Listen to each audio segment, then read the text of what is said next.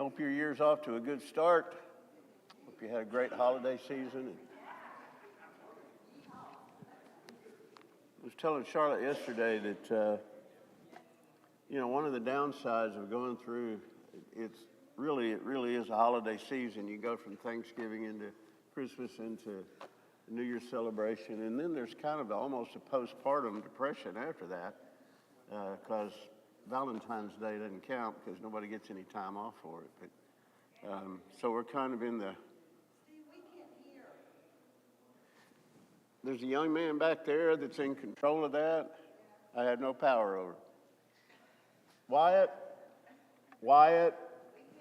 can you get us a mic back here? Thank you. If you'll turn to the book of Joel in the Old Testament, I'll give you a couple of extra minutes to find that.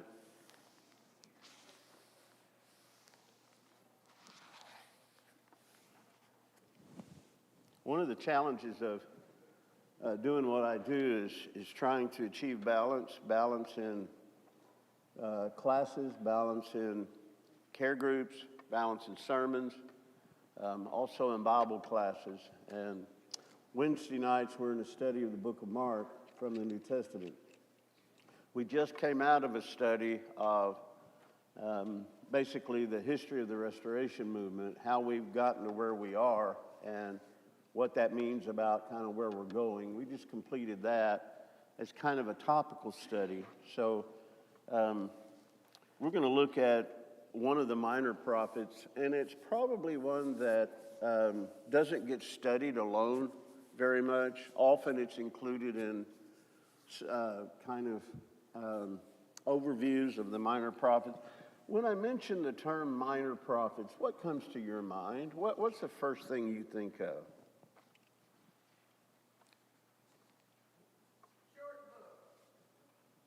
Yeah. The term major and minor can be confusing. It has to do with size, that's all. It's not, we think of major in terms of greater in value, minor is lesser value, and it has nothing to do with that. It just has to do with the size of the book. When I say the term Old Testament prophets or books of prophecy, what comes to your mind?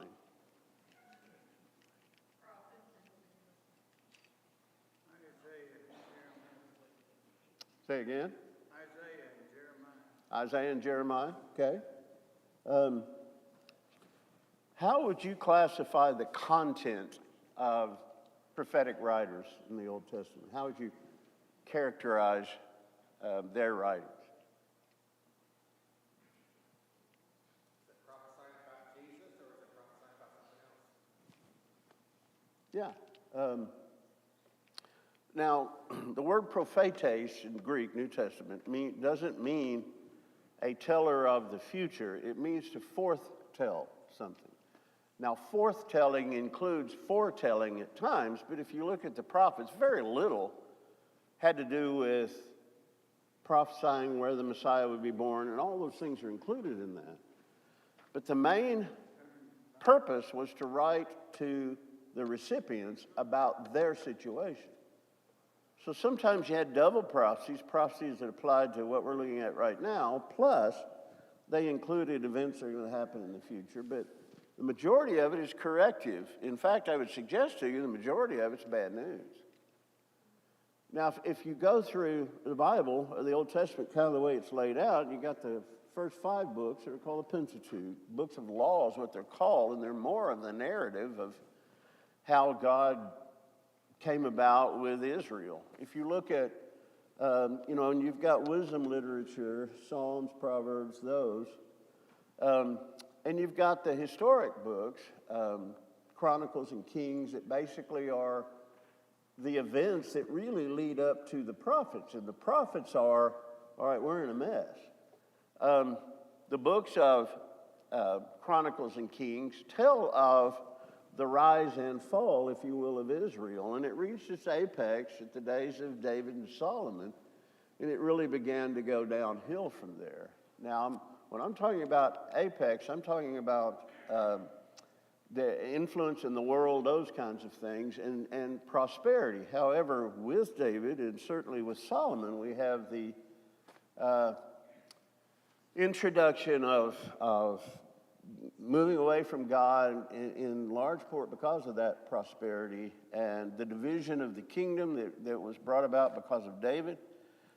So you have the northern kingdom, the southern kingdom, and much of what we have in the prophets are writing to those two kingdoms about what's going to happen most often if you don't straighten up. Now, some of that includes prophecies about what's going to happen to the outlying nations that are all around them. In this one, Israel is gone, and Joel is writing to Judah. Now, we don't know who Joel was. Joel's a pretty common name, and he's introduced as the son of Pethuel, and we don't know who he is either. And we don't need to. They did. We don't know what his background is, what his lifestyle, what he did for a living, those kinds of things, because most prophets didn't do it for gain. But this book is going to be a metaphor for you and me. It's going to be a microcosm because it's going to, in a very short amount of time, it's going to talk about God's pending judgment. And I want to talk in a few minutes. There are stages to this that when people go awry, when we wander, when we begin to head toward false teaching or worshiping false gods or all those kinds of things, there's some stages that God puts us through in relationship, and they are increasing warnings. And as Joel writes, Judah is in the midst of, it's gone past warning. And that's generally what prophets were. They're warnings from God. You need to do this and you need to do that, and we need to restore this. So, and the false prophets tended to tell people everything's fine. You're doing well, everything's great, etc. And that was the challenge of being a prophet of God, is people saw you as doom and gloom.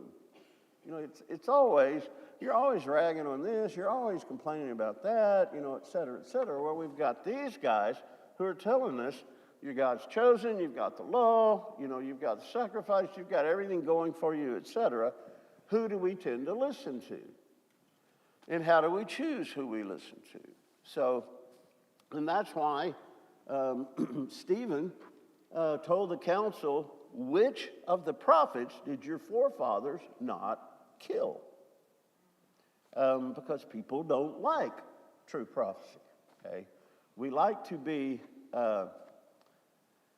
encouraged in what we're doing. And sometimes, don't we? Sometimes we ask people that we love or spouses or whatever, like the perennial question, does this look good on me? Now, here's the thing. Are you seeking affirmation? Or are you seeking honesty? And sometimes it's helpful to give a warning. I'm about to ask you about my outfit, and I'm really seeking your affirmation. How do I look in this? You look marvelous. Okay. But sometimes we ask for affirmation and we receive honesty, and then we get upset. So false prophets are affirming. It's good news, good news, good news, good news. So in Joel, we're going to find Judah in peril. And it's an extreme peril. And what's amazing is, let me stop here for just a moment, because let me express something parenthetically. When you've got people who honor God or worship God or they're God's people or whatever, and they begin to turn away, there's a process there of going from believers to doubters, to rejectors, to just out and out rebellion. okay? And somewhere in that process, God will send messages of, you guys really need to reconsider what you're doing, reconsider the choices, etc. And reason would tell us that if this is where they begin to move away, and they're going further and further away, the earlier he would give them the message, the better. Because they still have a foundation of belief. Now, you get a generation or two away, it's not going to be as effective because they don't have that foundation of belief. They were not raised necessarily to believe. And guys, I have always kind of felt, or I'm kind of a big picture type person, and I look at progress of America and America's progress, and there's no doubt that in the last 100 years, we have moved from one nation under God to a secular culture, okay? Now, secular always leads to some kind of false belief, false religion, etc., whether science is your religion or whatever. It's the thing that you invest yourself in. And I've always kind of held the notion that in order to be a successful turnaround, God should get into this process fairly early because people still, guys, I think in the United States, and this is changing radically and has in the last 20 or 30 years, I think most people still have a sense that believing in God is a good thing. Or at least that's part of our heritage. Now, we're leaving that, but I think people understand that if you're being honest, if you're being caring for your neighbor, all those godly kinds of things, that's a good thing. And that our culture would be better if more people would do that. Now, every day that's kind of dying to where do unto others and then run, kind of mentality. What I've come to understand, and I'm looking here, like in the book of Joel, which is a warning to you and me on several levels. As I'm looking at it, God is sending this prophecy in the midst of calamity. Calamity is pretty far down this process. And rather than the further we get away from our Christian heritage, the harder it is to turn back. The more we doubt, the more we undermine the truths of Scripture or whatever, the more difficult it is to turn about. So logically, it would seem the earlier in that process we get warned and a revival starts, the better. It's not the case. In fact, for God to warn any time in that process is justice. I want you to understand, God doesn't always warn with the expectation that people are going to respond. Justice demands, I warn you. I have done what justice demands. I'm under no timetable to do that. And I'm under no expectation that which of the prophets are you not going to kill? Okay? But you've been served. Now it's a little more of a harsher look at God than what we tend to, but I want you to see that that's the underlying score of the book of Joel. Now, I want you to understand a couple other things. I want to remind you, Matthew chapter 13, verse 10, the disciples came to him and said, "Why do you speak to them in parables?" And he answered and said to them, "To you it has been granted to know the mysteries of the kingdom of heaven, but to them it has not been granted. For whoever has, to him more shall be given. He shall have an abundance. But whoever does not have, even what he has shall be taken away from him." That doesn't seem to follow the context of why do you teach in parables? Because you're going to receive insight talking to his inner circle, but the rest aren't. They're not going to understand this. Because he who has is going to receive more, and he who doesn't have is going to lose what he doesn't have. And what he's talking about is the will to pursue knowledge or truth. And the one that doesn't have that is not going to get this. In other words, there is something that folks must bring to this process of Jesus teaching them, and that is the desire to understand what they don't understand, rather than just reject it because it doesn't make sense. It's like Solomon wrote in Proverbs chapter 1, to know wisdom and instruction. This is the purpose that I'm writing this book of Proverbs. To discern the sayings of understanding, to receive instruction in wise behavior, righteousness, justice, and equity, to give prudence to the naive, to the youth knowledge and discretion. A wise man will hear and increase in learning. A wise man will hear and increase in learning. See, we think of a wise man as the person who has achieved wisdom and learning. And he's saying, no, what makes wisdom is the desire for wisdom and the desire to increase in learning.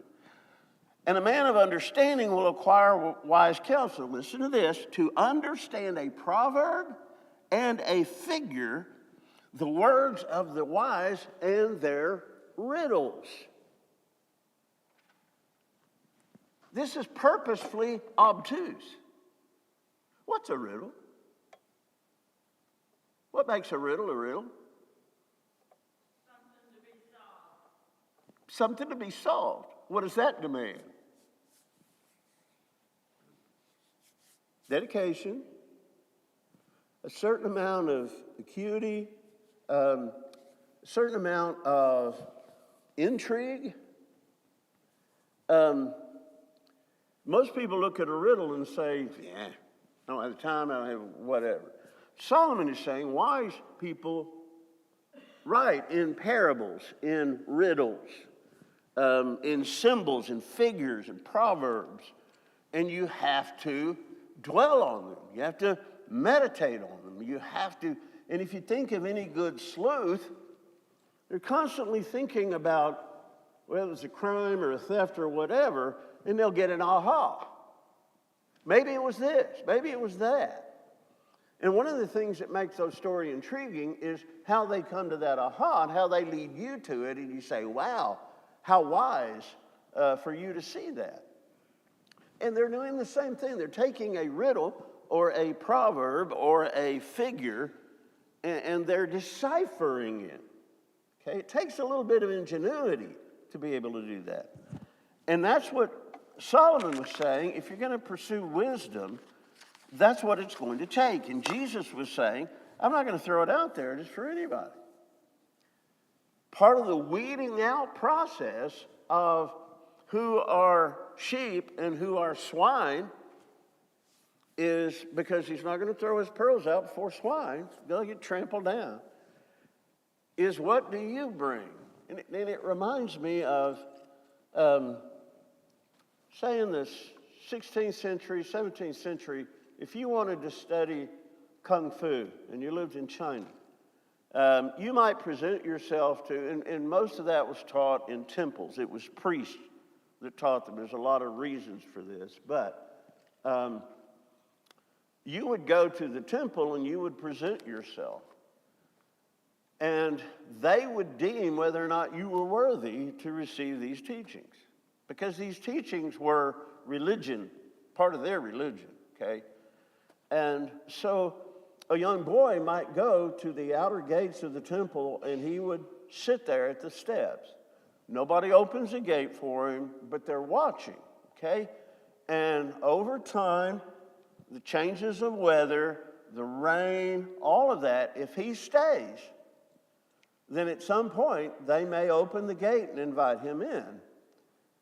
If he gets tired of it, oh, this is ridiculous, and goes home, he has self-selected himself out of becoming a Shaolin priest, okay? And that was part of the test. The test, before they even started training him, and it reminded me of my years in plumbing, the test was, can you dig a ditch? And you're going to dig ditches, and you're going to, it was a 4-year apprenticeship. 2 years of it is just digging. And we're not going to give you the pearls of plumbing code and how to sweat joints and all that. We're not going to give you those pearls unless you prove yourself. And how many guys said, this is ridiculous, I'm sick of digging ditches, and left? That was part of the process. That's what it was designed for. If you go into science, that's what organic chemistry is for. It's to weed you out. Now, the knowledge is important, but it's secondary to really this. We've got too many people wanting to be doctors. We don't have enough places, so let's let them self-select. If you won't do the work to get organic, if you won't do the work to get calculus, if you won't get, then we're not going to waste our time with you, okay? So Solomon talked about it. So we come along to the book of Joel, and one of the first things he's going to talk about is locusts. We have no experience with that. It's ridiculous. Doesn't apply to me. Great, you just self-selected yourself out. God speaks in universals, and the truths of Scripture are universal, but the contexts aren't. The context of the message is very important to the message because you're going to get insight into the images, the figures, if you will, by understanding what those figures mean. So as we look at this book, there's a sense in which the purpose of Joel is to weed you out. If you're not interested in learning the message from God, if you're not interested in hearing the warning from God, it's on you, buddy. Your defeat is on your own head because you decided, I'm not going to. And guys, one of the things that concerns me about a culture that is increasingly passive. And what I mean by that, we expect somebody to give us information about everything that we need. We expect somebody, I remember again, going back to the plumbing years, I went out to a house in King County and they had a serious septic situation. And the man was telling me, you know what, somebody should have told me how a septic system works. Somebody should have told me I'm supposed to maintain this thing. Why didn't the county? And I thought, you bought the system. You bought the house. Don't you think it would be worth a couple hours investigation? I've got this sewage system that is mine and private. Maybe I ought to figure out how to maintain it and have it work. But he thought somebody else should. I was talking to a preacher friend about a relatively large congregation. In their foyer, they have video screens, and they constantly scroll announcements. You come into the assembly, before the assembly starts, they constantly scroll those announcements. As you walk in, they hand you an announcement sheet. And he says, do you know how hard it is to get people to know what's going on? Because they see that, don't see it. They see this, don't see it. And then they say, why didn't I know this was going to happen? Because we've thrown it at you 4 times. Well, but somebody should have told me. Somebody should have. And guys, when we get into somebody should take care of me, somebody should provide for me, somebody should be accountable for information I didn't have, that's becoming a very passive culture. We're not active in our own pursuits. We're not active in our own expectations. And what happens then is we blame others because we don't have the knowledge when it's there. It's our responsibility to seek the knowledge that applies to us. That's one of the things that frustrates me about, as I've mentioned, new automobiles. No, I didn't read the manual. And the reason it's this is because the electronics. Okay? Should have brought it home and read the manual. I would have known that this car, we got a base car, but even base cars now have stuff you don't want, or at least stuff I don't want.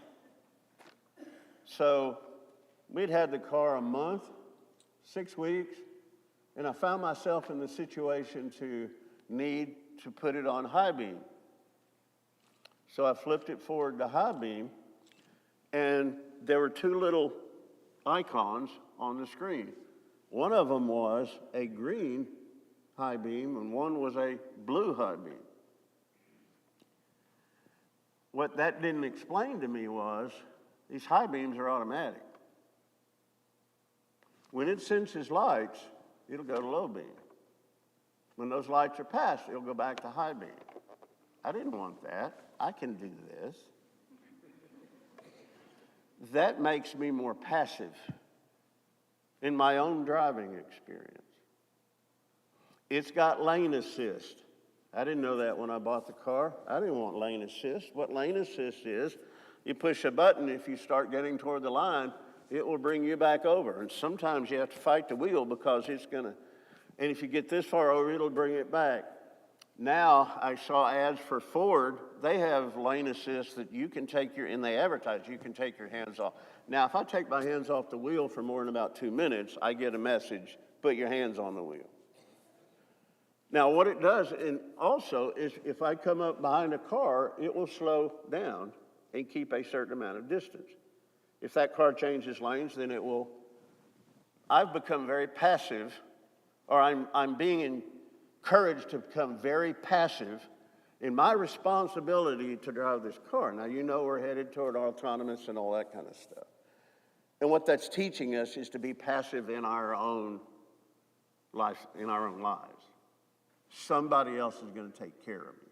My car is going to know better than I do where I am in the lane and should I have high beams or not have high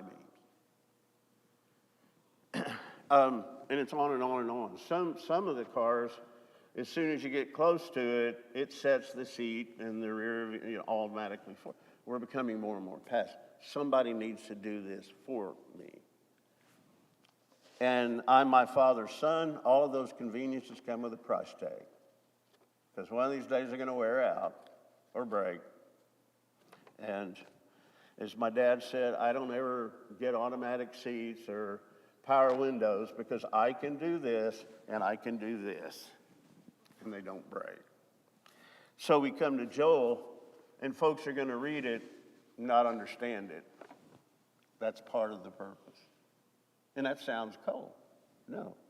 We're going to weed you out. Do you really want to know God's will? Look at verse 1. Word of the Lord that came to Joel, son of Pethuel. Hear this, you elders. Listen, all who live in the land. Has anything like this ever happened in your days? Or in the days of your ancestors? Tell it to your children. And let your children tell it to their children and their children to the next generation. What the locust swarm has left, the great locusts have eaten. What the great locusts have left, the young locusts have eaten.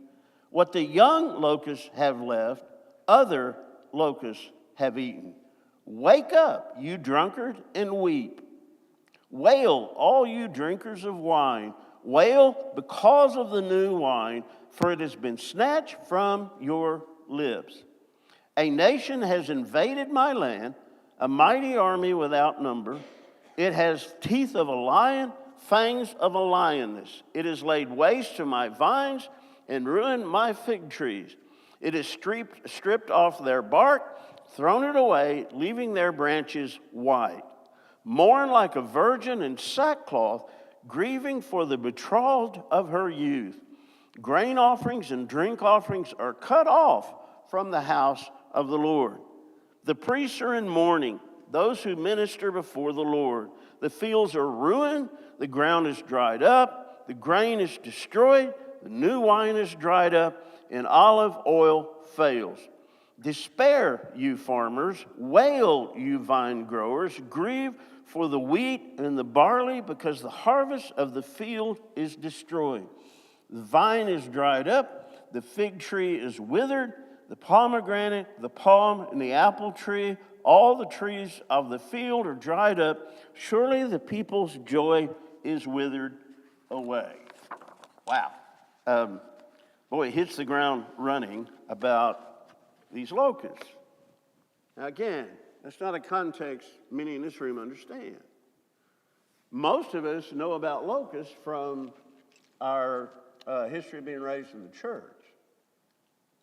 We hear about pestilence. Now I want to stop and remind us of something that in our present culture we're really encouraged to forget or overlook. God is in control of the environment, and He uses it as He wills. Now that is climate, that is pestilence, that is disease, that is famine and drought. They're all subject to Him. Now please understand me. I'm not saying that any time there is a drought, God is purposely doing something through it. But I'm saying every time there is calamity of that nature, we ought to look to consider, could God be working through this? Because He definitely is here. And not only does He send locusts, and what does this remind you of? The plagues of Egypt. Isn't this ironic? One of the plagues that God brought on Egypt to show Egypt who is God, but more so to show Israel, who didn't know Him, who God is. One of those plagues has now been brought on His own people. Isn't that ironic? And it should hearken them to remember, although it's generations, but those stories have been told and told and told, and now it's happening to us. What do you think their response is?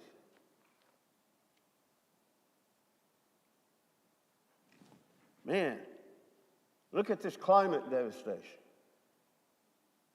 They're not getting it. Now, what happens when you have gone through, or your nation or your ancestors have gone through plagues that have devastated nations, and you're going through it and you don't get the message? This is nature gone crazy. This is, it's global this or global that. And guys, there's no doubt climate changes. There's no doubt that, if we're living in a time of heating because there's not enough ozone. During the Ice Age, was there too much ozone?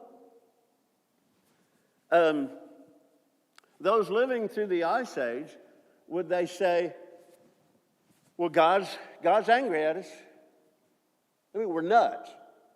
But when does the message lose its effectiveness? It's when we won't turn, when we're so far gone. And guys, that's what's going to happen. Question: did Judah go into captivity? Yes. Had they been warned? Yes. The first step in the process is a warning. Where do the warnings come from? The prophets. Because they're telling them, if you don't do this, this is going to happen. If you do this, this is going to happen. You have been warned. Now, the purpose is to get people to change. But if you look at the way people are, you understand the primary purpose is justice. You have been warned. This is not on me. And this calamity is going to come. Guys, one of the things that amazes me about the prophets and amazes me about our God is even knowing what was going to happen, He always adds in there hope. He always adds in there a prophecy. There's going to come a day when you're going to honor me and I'm going to glorify you. But you don't see it as the result of these prophecies. That's going to be realized really through Christ. There's going to come a time that I'm going to walk in front of you and roar like a lion, and you're my pride. But you're not going to live to see it through Joel. You're not going to live to see it through Jeremiah. You're not going to live to see it through Isaiah, even though I am giving you because of the hardness of your hearts. When will it be that in America we receive a plague and we don't get it? And we blame everything else. Are we there? Have we gotten to that point? Because you see, from our forefathers on, it's always been one nation under God. And if you were an atheist, you were allowed to believe that, but you weren't given a microphone, you weren't given a voice. And then it has gone from that into secularism, all kinds of strange religions, and et cetera, et cetera. At what point can God not get a message through? Because it's not going to be received. How much calamity? And let's stop here for just a moment. I want you to see the progression. It starts with the warning, and that's your prophecy. Now, what we're going to see in Joel is they're getting another warning in the midst of a calamity. So the first is intended to be corrective. And the prophets send a message. How many of them brought potential judgment? All of them. And in fact, judgment not just on Israel and Judah, but on Moab and on the Philistines, everybody in the neighborhood. And a lot of that came because of the way they treated God's people. The second stage is the removal of protection and blessing. I am not going to bless your produce anymore. That doesn't mean it's cursed. It means it's not blessed. And I'm not going to protect you anymore. You've lost my protection. You've lost my blessing. Now, the third level is calamity. This is where I'm going to disrupt your lives, okay? Hebrews 12, verse 3. Consider him who has endured such hostility by sinners against himself, so that you may not grow weary and lose heart. You have not resisted to the point of shedding blood in your striving against sin. And you have forgotten the exhortation which is addressed to you as sons. My son, do not regard lightly the discipline of the Lord, nor faint when you are reproved by him. This is calamity. This is when curses are given. This is when severe advancement of warning. And guys, this is where we are in Joel. This is not the primary prophecy. And this is not just God taking away his blessings and his protection. This is where he's bringing calamity. And it's very difficult for you and I to understand 4 waves of locusts. And one wave comes through and eats everything that they want, and they move on, and the next one comes in and feasts on what's left behind, and they move on, and the next one comes in and feasts on what those 2 groups didn't, and they move on, and then the next ones come and they just sit there and strip everything. What's a counterpart to us? What would represent that to us, since locusts are not an issue in our environment? What kind of calamity could be similar to that? Pandemic. Say again? Pandemic. Okay. Could the pandemic have been a warning?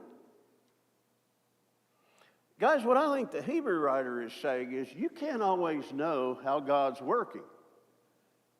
But if negative times come, accept it as discipline and you'll grow. Had we as a nation said, had we as a globe said, we have sinned. And it doesn't matter if God used that to bring, if we had accepted it as discipline, if we had accepted 9/11 as discipline, if we accept hurricanes in New Orleans or in Florida as discipline. But you see, we've gotten to the point, this is all just global warming. This is all just calamity. This is all somebody sold a bat in a marketplace in China, et cetera, et cetera, et cetera. So the nation of Judah is crying out, Lord, save us from these locusts. Look what nature has wrought. Save us from it. And they're missing the point. No, I sent the locusts to strip you bare. Oh, you wouldn't do that. We're your people. We're exceptional. We are a nation that is above all other nations. You wouldn't do this to us. I absolutely did. But here's the problem. Those of you who are faithful are crying to me to deliver you from this calamity rather than repenting of your sin. That's the only thing that can bring you back to me. When you won't hear the warning, then the last stage is destruction, captivity. You're going to lose your homes. You're going to lose your place of worship. You're going to lose your freedom. You're going to lose your language. You're going to lose your ancestry. And you will become not my people.